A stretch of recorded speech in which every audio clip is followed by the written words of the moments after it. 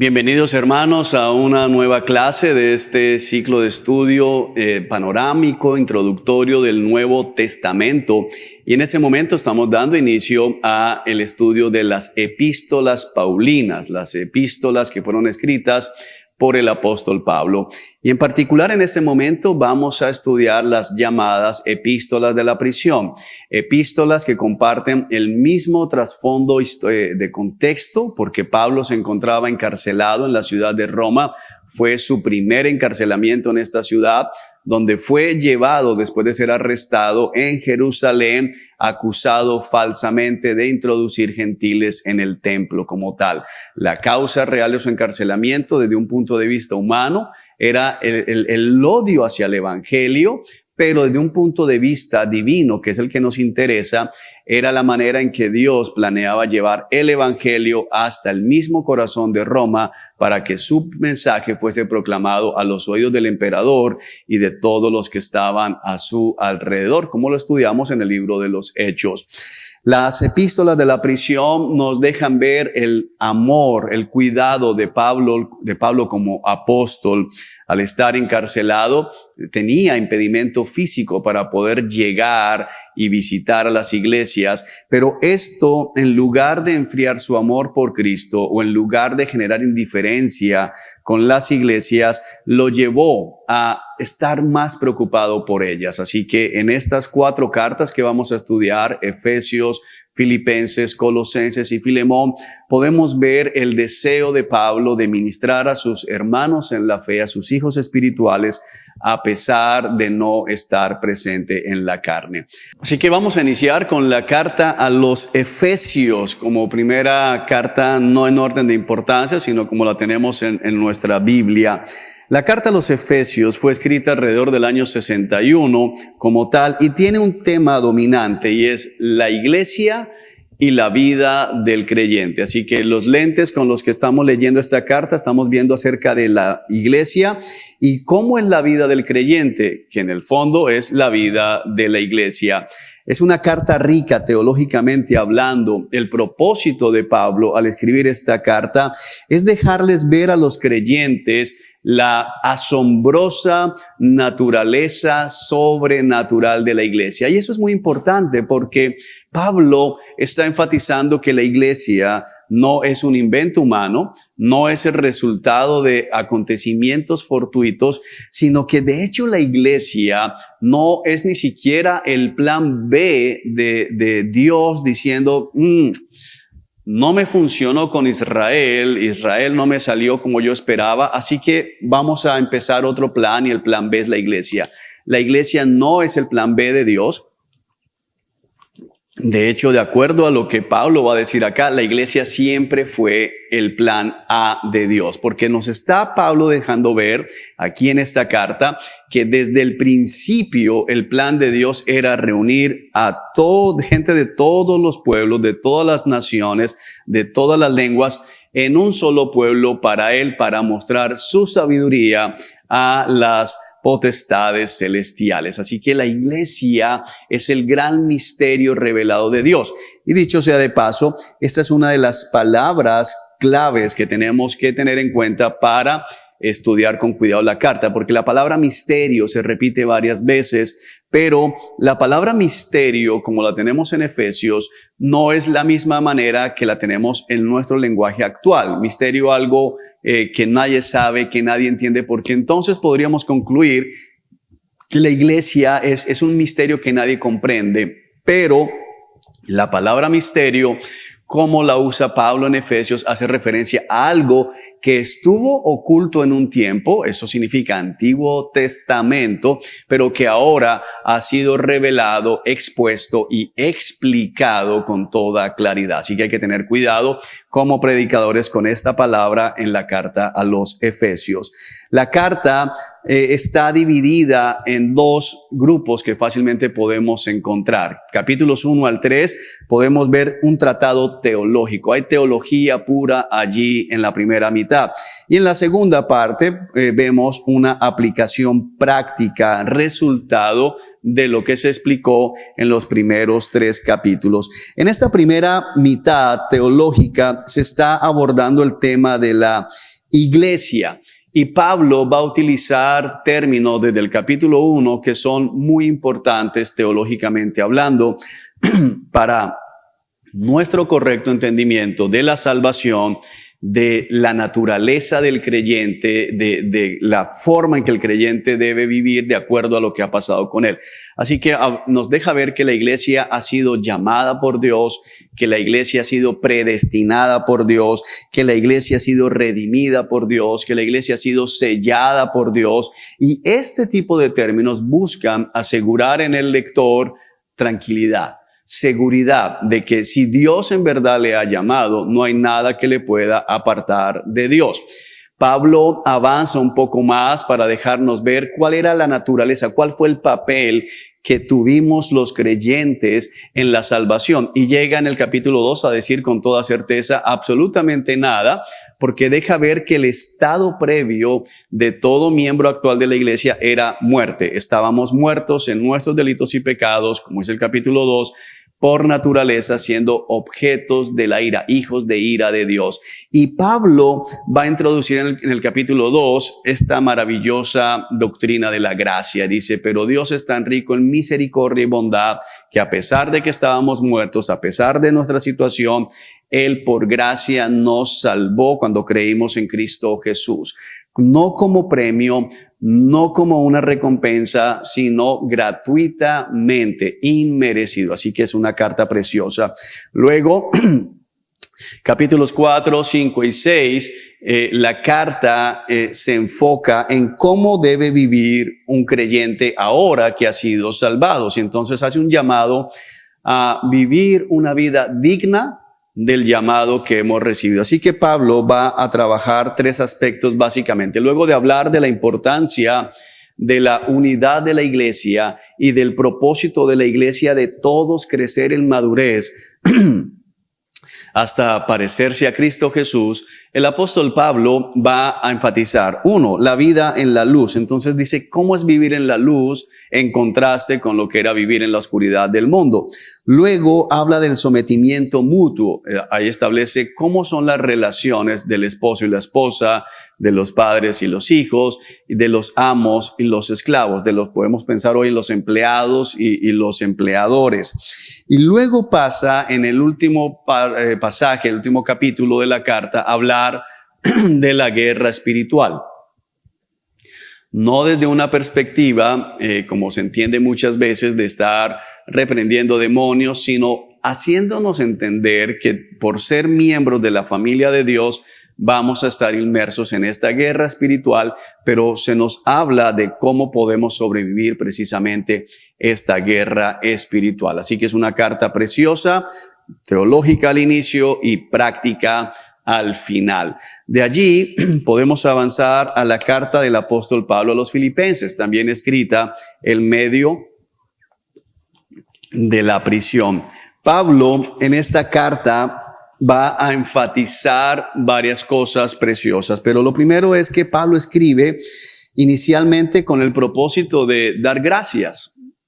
Al parecer, según los relatos bíblicos, la iglesia de Filipos había participado activamente en el sostenimiento económico de Pablo. Así que Pablo recibe una ofrenda y quiere darle gracias a estos hermanos. Él no simplemente dice, bueno, soy apóstol, me tienen que dar, sino que les agradece la iniciativa, el amor práctico con el que le están cuidando. Adicionalmente, Pablo quiere que ellos sepan, porque conoce lo que puede pasar en sus mentes y corazones, que el hecho de estar encarcelado de ninguna manera ha detenido el avance del evangelio. Y Pablo va a introducir un concepto que es fundamental en la carta a los Filipenses y es todo obra para bien, para el avance del evangelio. No hay nada que pueda detener el avance del evangelio. Y de esa manera Pablo les está animando a ellos para que sus circunstancias, bien sea que algunos experimenten persecución, dificultades económicas o de cualquier índole, ellos puedan ver de qué manera esa circunstancia sirve para el avance del evangelio. Pablo termina diciendo que como consecuencia de su prisión, toda la guardia del pretorio ha escuchado el evangelio y los hermanos en Roma han cobrado más valentía para predicar abiertamente el evangelio. Por otro lado, el apóstol Pablo introduce en la carta, luego de su saludo, una exhortación, es lo que vemos en el capítulo 2, a seguir el ejemplo de Cristo. Y tenemos una de las joyas teológicas más brillantes de toda la Escritura, cuando Pablo describe la manera en que Cristo se humilla al tomar la forma de un ser humano. Entonces tenemos un relato muy claro de Cristo Dios tomando forma de hombre. Y se nos llama a seguir el ejemplo de Cristo, a tener la actitud de Cristo en lugar de estar exigiendo derechos, en lugar de estar reclamando lo que supuestamente nos pertenece. Pablo está animando a la iglesia a tener actitud de servicio, a tener la actitud de Cristo, quien siendo Dios no tomó eso como algo a lo que aferrarse, sino que se humilló a sí mismo y se despojó. Luego el apóstol da una serie de advertencias y un aspecto importante es que en medio de este capítulo 2 de ser siervo y las advertencias que Pablo va a dar, está el tema de la ciudadanía celestial. Para los filipenses, el punto de Pablo es importante porque el ser de Filipos, los que habían nacido en Filipos, nacían con la ciudadanía romana, era un derecho de nacimiento. Y Pablo les está diciendo a ellos básicamente, no se alegren, qué bueno que tengan la ciudadanía romana. Pablo también la tenía de nacimiento, pero Pablo les está diciendo que ellos tienen una ciudadanía celestial y que por lo tanto deben vivir de acuerdo a esa ciudadanía, que se espera que ellos vivan de acuerdo a su patria celestial, aun cuando estén viviendo aquí en la tierra. Y les llama a ser luminarias en medio de este mundo caído. Por último, Pablo en el capítulo 4 aborda dos temas fundamentales. El primero de ellos es el contentamiento y luego Pablo habla dando gracias. Es una cosa fundamental. El contentamiento de Pablo lo podemos ligar con lo que al inicio de la carta habla del privilegio del sufrir. Pablo dice que se nos ha concedido no solamente el derecho, el privilegio de conocer a Cristo, sino el privilegio de sufrir por su causa. Y luego en el capítulo 4, Pablo habla de la importancia del contentamiento cuando dice: he aprendido el secreto de estar bien con mucho o con poco, a tener de sobra y a tener escasez. Y donde lanza esta frase que muchos malinterpretan: todo lo puedo en Cristo que me fortalece, todo lo puedo en Cristo que me da las fuerzas. Todo lo puedo en Cristo que me da las fuerzas, para Pablo no significa que si él se pone una meta la va a lograr, sino que sea que tenga o no tenga algo, Pablo puede agradar a Cristo, y eso se trata, contentamiento. Y al final el apóstol va a dar gracias por la ofrenda que recibió, y de una manera que nos evoca el Antiguo Testamento. El apóstol Pablo está equiparando la ofrenda que le dan como una ofrenda fragante, es decir, algo que es lenguaje de antiguo pacto, a Dios, dejándonos ver la importancia de cuidar de aquellos hermanos que están en necesidad, y especialmente, como el propio Pablo lo va a mostrar en una de las epístolas pastorales, de aquellos que están al servicio, dedicados a la predicación y a la enseñanza del evangelio. Por último, Pablo en el capítulo 4, luego las advertencias que dio de legalismo, el libertinaje, también está animando, exhortando a la iglesia a que trabajen en la reconciliación. Tenemos el ejemplo de dos mujeres, Evodia y Síntique, pero al parecer, por lo que la propia carta dice, no eran las únicas en conflicto, y por eso el marco está en que Cristo Jesús renunció a sus derechos. Los hermanos tienen que reconciliarse no pensando en sus derechos, sino en la gloria de Cristo Jesús. De allí nos movemos a la carta a los Colosenses, una carta preciosa que tiene un tema distinto.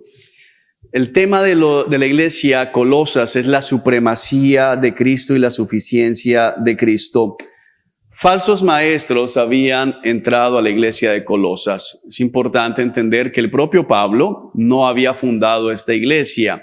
Pablo no había estado allí, pero está preocupado por esos hermanos y les escribe para recordarles la obra completa de Cristo Jesús y la naturaleza divina de Cristo Jesús. Al parecer, en medio de esta iglesia en Colosas habían varios problemas. Por un lado, hay herejías que dicen o enseñan que Jesús no era Dios, sino que era un ángel. Entonces, no lo quieren poner al nivel del Padre. Dicen, no es Dios, es como un poco más que los ángeles tal vez, pero no es Dios.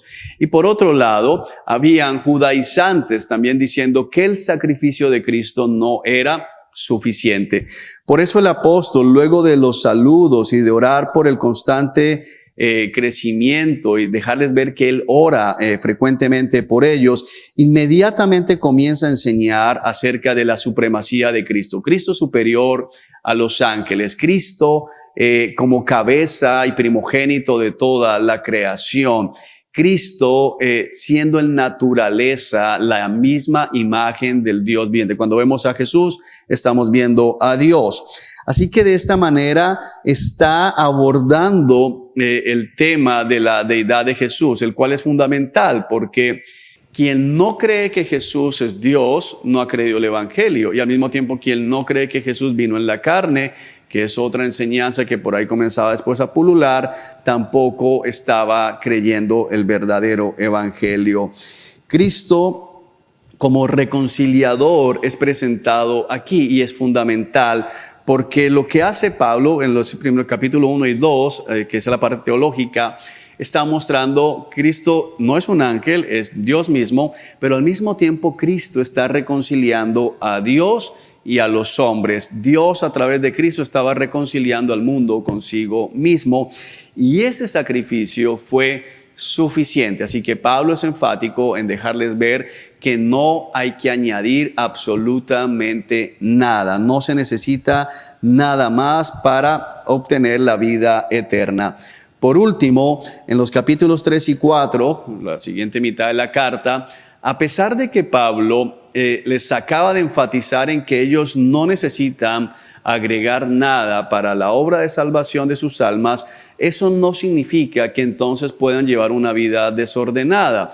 Y el capítulo 3 y 4 son exhortaciones a la vida práctica y comienza el capítulo 3 diciéndoles que fijen la mirada en las cosas del cielo, que piensen en las cosas del cielo y que hagan morir todo lo terrenal y humano que acecha, pecaminoso que acecha dentro de ellos.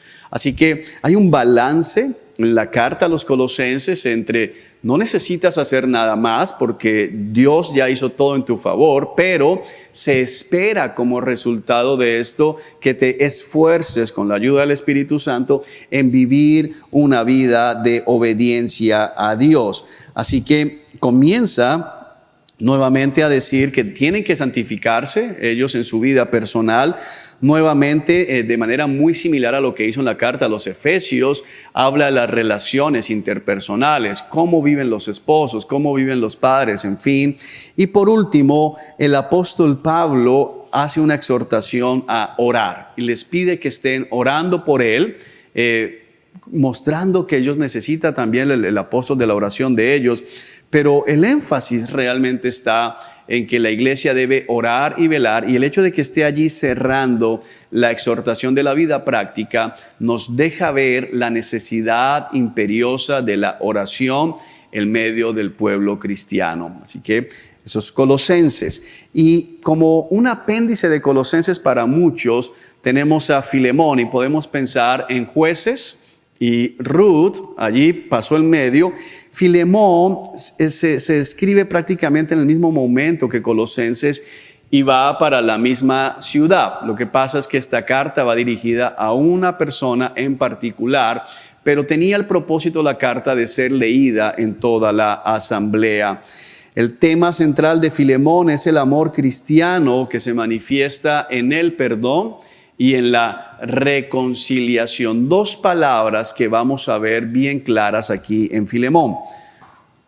La historia de Filemón no la conocemos a fondo. Parece que era la persona en donde que tenía la casa donde se reunía la iglesia, según los otros relatos que tenemos por allí, y tenía un esclavo, Filemón, llamado Onésimo. Este esclavo parece que le robó algo a Filemón y huyó. Y estando huyendo, termina providencialmente encontrándose con el apóstol Pablo encarcelado. Allí, en medio de esa situación, Onésimo es traído a la fe por medio de la predicación de Pablo y la obra del Espíritu Santo, y se convierte en una persona útil para el ministerio. Y de hecho la palabra Onésimo es útil. Y Pablo enfatiza esto en este juego de palabras, pareciera diciéndole a Filemón, el que antes era inútil, ahora es útil. Y Pablo dice que se beneficia del servicio de Onésimo, pero hay una cosa importante y es, Pablo dice, no puede ser que Onésimo ahora esté en Cristo y Filemón, que es líder de la iglesia allí también en Colosas, no estén reconciliados. Así que Filemón todavía no sabe, acuérdense que no había Instagram, ni Facebook, ni nada de esto, que Onésimo ahora conoce a Pablo y ahora es parte del cuerpo de Cristo. Y la carta está llena de la providencia de Dios, muy parecido a lo que vimos también allí en la carta de Ruth, la providencia de Dios, cuando sale y se encuentra con Boaz, llegas al campo de Boaz la ve, en fin. Y Ruth es justamente esa moabita, es ese Onésimo que no era parte del pueblo de Dios y ahora lo va a hacer. Y tenemos aquí en la providencia de Dios en que justo estando allí va a llegar Epafras para pedirle consejo a Pablo de qué hacer con la iglesia en Colosas. Y Pablo decide enviar de nuevo a Onésimo para que, usando una expresión nuestra, ponga la cara delante de Filemón. Pero Pablo no lo envía solo, sino que lo envía con una misiva, con esta carta donde Pablo le ruega a Filemón, pero al mismo tiempo le exhorta a Filemón a perdonar a Onésimo. El problema cuando no leemos la carta completa y con atención es que nos quedamos con la idea de únicamente el punto de perdón y no reconciliación. Pero hay un puente que une el perdón y la reconciliación, y la carta apunta hacia eso, y es la reparación, la restauración. Pablo no dice simplemente, mira, Filemón, tú eres cristiano, Onésimo es cristiano, yo soy Pablo el apóstol, entonces él te robó, pero ya, perdona y no quiero hablar más del tema.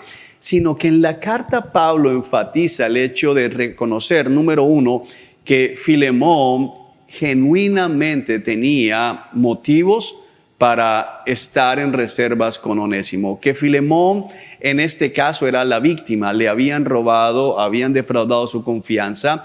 Así que Pablo no le dice, mira, deja de pensar en lo que te hizo Filemón, Onésimo, perdón, y ya, sino que le dice, lo que él te haya quitado, yo te lo pago. Es decir que Pablo está estableciendo algo importante en los procesos de reconciliación en la iglesia, y es, se debe reconocer el daño hecho. Muchas veces se fallan los procesos de consejería porque la víctima es revictimizada, porque la iglesia simplemente exige un perdón escueto y básicamente el agresor sigue adelante sin siquiera poner la cara y reconocer el daño que ha causado, o sin esforzarse en restaurar o resarcir en caso de que sea posible. Así que Pablo no dice, si él no te paga, no puedes perdonarlo, pero el punto es que establece públicamente, le dice a la iglesia, Filemón tiene razón, Filemón fue estafado y si es necesario yo voy a pagarle a Filemón.